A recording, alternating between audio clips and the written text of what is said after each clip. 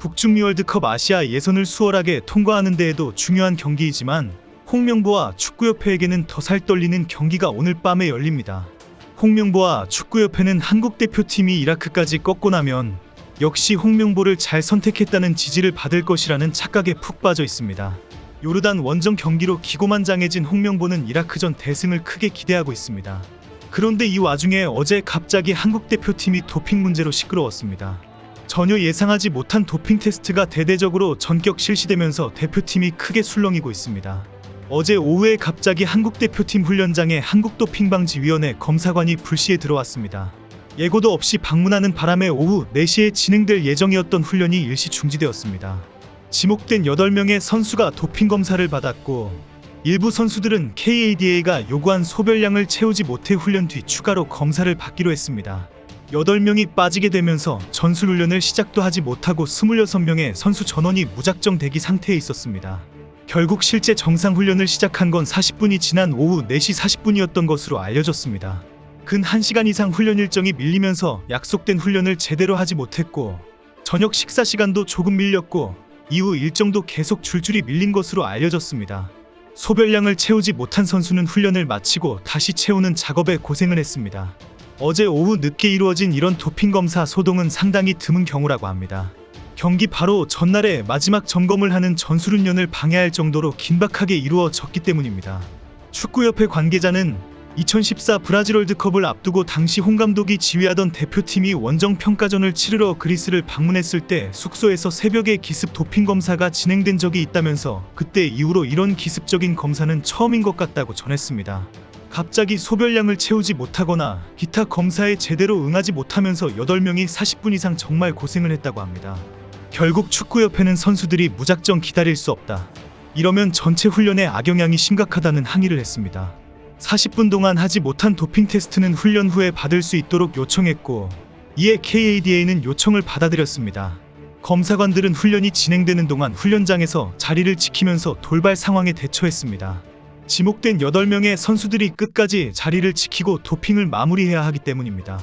소별량을 못 채운 것이 의도적이었고 도중에 사라져서 도핑 테스트를 끝내지 못하면 검사관의 의무를 다하지 못한 것이 됩니다.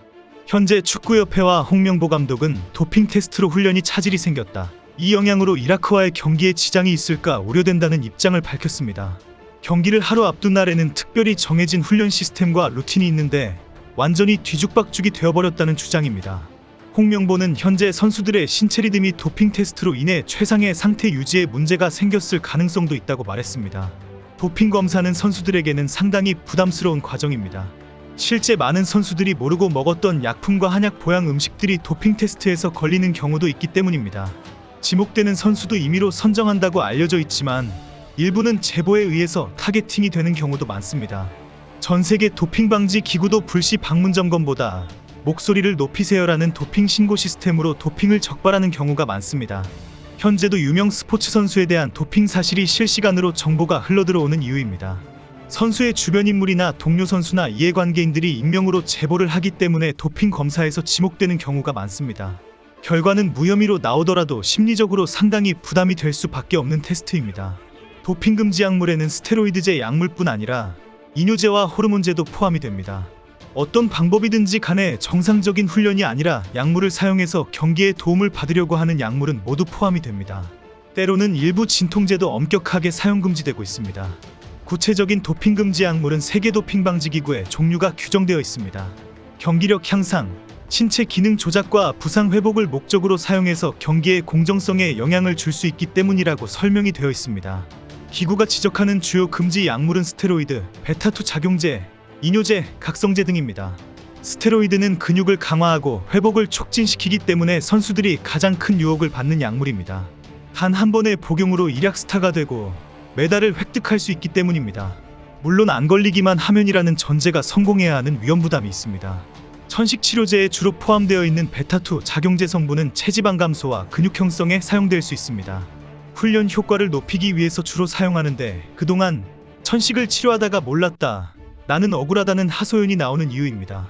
이뇨제 성분은 체중을 줄여서 체급을 맞춰야 하는 경기에서 주로 적발되는 약물입니다. 각성제도 주의력과 반응 속도를 급히 올리기 위해 사용되는 금지 약물입니다. 일부 진통제도 경기에 임할 때 통증을 느끼지 못하고 미친 듯이 덤벼들도록 하는 효과 때문에 금지합니다.